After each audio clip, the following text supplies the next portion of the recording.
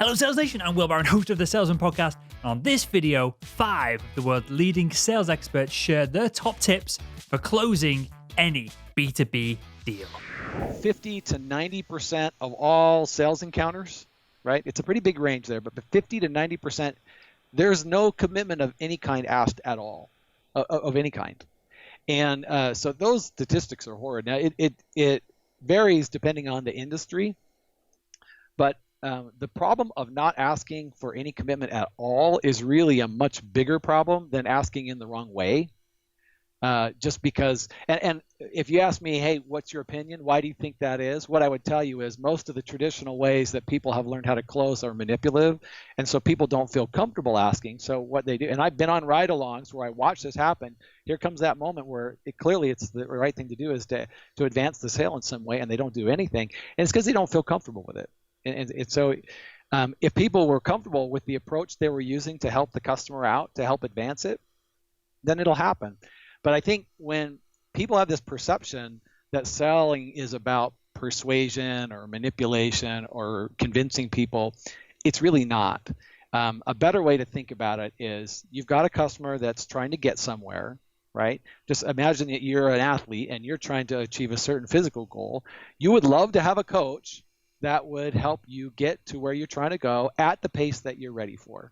Well, that's the way to see sales. That's what you're doing. You are helping them get to where they're trying to go, and we're trying to advance that. But a coach also does push you just a little bit, right? But not in an overbearing sort of way. So that's really the way I think you should be looking at it, which means that we should plan a little bit in advance when we go have a conversation about what's the ideal outcome here for my client. Now, that doesn't mean the client's ready for that, but we should think about it. And then we might want to have a couple of alternatives to fall back on if it turns out they're not quite ready for those other two. So I definitely think that you should go into any encounter with a concept of maybe 3, maybe more, an ideal outcome, and then maybe a couple of alternatives just in case we haven't judged correctly on what the best outcome could be. With that in your pocket, you're still going to be present with the customer and try to help them move forward at a pace that's ready for them. And the perfect close is essentially asking in a way that is non-confrontational, that helps figure out where that is. My whole work is about reducing the sales cycle for an organization or someone who's in sales. But when I look at reducing the sales cycle, what I'm looking at is if people can qualify more effectively up front, they'll come to a decision really fast whether or not they want to waste more time with that client or not. That's number one. And by qualifying it effectively up front, while it may take more time in the initial call, they're going to get a lot more information that then is going to help them target their presentation around solutions that the prospect is looking for. So to speed up a sales cycle, number one, you got to qualify better, but number two, you need to ask the right questions up front, which may take longer, but if you do it right, it will significantly reduce the overall sales cycle. Let's talk about the 3 common aspects of a sales situation. You're either calling on a customer because you want to increase a price. So you're changing the perceived value of it, what they've been buying up to now. You're trying to get a prospect to switch vendors and come to you, right? That's the pain of change. Or you're asking them to buy something that's more expensive than their budget called for. That's a pain of change because they have to reset their value. Or you're asking them to buy a whole new product or service that they never even used before and take a risk on it. That's a pain of change. So anytime you're going with a pain of change, you have to convince them that they're going to be better off going with what you're offering than staying where they are. And in order to do that, you have to challenge the way people think. Absolutely. If you're talking about at the very beginning of the deal, if you're making a B2B cold call, I think that probably 90% of salespeople suck at it.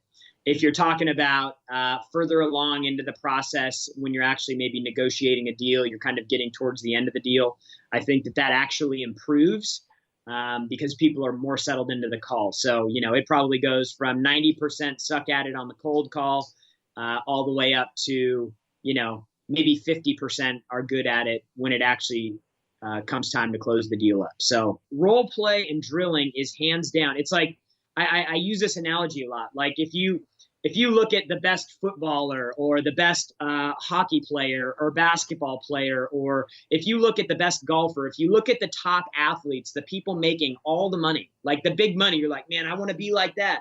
I want to be like LeBron. I want to get LeBron paychecks. You know how much work LeBron puts in before he even gets on the court?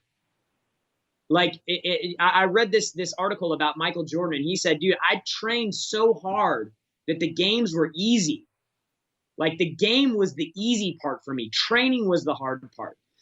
And so in business, like I've got no shot at being LeBron James or Jordan Spieth or Rory McIlroy or whoever, you know. I have no chance at being that level of a professional athlete. I can make a shitload of money as a salesperson. So if I want to be paid like a professional salesperson, then my training needs to reflect that. And I rarely come across sales organizations that effectively role play and train. If it's something that everybody's pushing away from, there's a massive opportunity in there waiting to be capitalized on. So I think when you're reaching out to somebody, the biggest goal that you can have on a cold call, on a cold email, even if you're sliding into somebody's DM on Instagram, any way that you're reaching out to somebody, your only goal and intention should be to generate interest. Because if you fail to generate interest, you're going to fail to have an appointment or get a deal because just there's no interest there. So the way to really generate interest is to figure out, in using like little micro questions and these value-driven questions, is to figure out where somebody might have a problem. I'm not going to tell anybody that they do have a problem and I'm the guy that can solve it, but I do want to find out if somebody might have a problem. Because that lays out the foundation for the rest of the communication and allows me to provide value. I want to be able to provide value initially so that somebody can be interested in me, my product, my service, and my company. It's so easy these days to break the ice because there's so many people that just do it incorrectly. Hey, are you interested in health insurance? Hey, are you interested in life insurance? And I'm sure you get it too, where people reach out to you and they're like, hey, I've got this great product. Do you want it? I think it's a big mistake by salespeople not to vet out their leads and their contacts on social to find out at least a little bit about who they're reaching out to. So for anybody listening, whether you sell medical devices or you sell cars or real estate, you might want to consider crafting up that little question of, hey, what's that one thing or those two things that, I might be able to help you, accomplish working with you.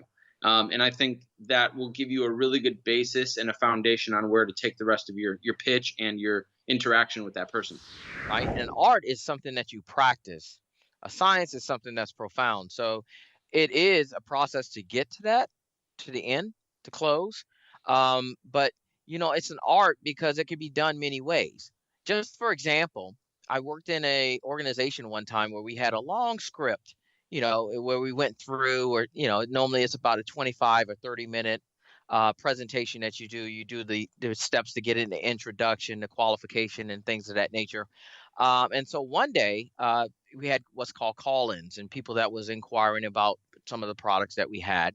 And then we'll go through the steps. So what I did in Genius is saying, why not just get through all of these steps, because you don't know if they're qualified or not. You always can back up.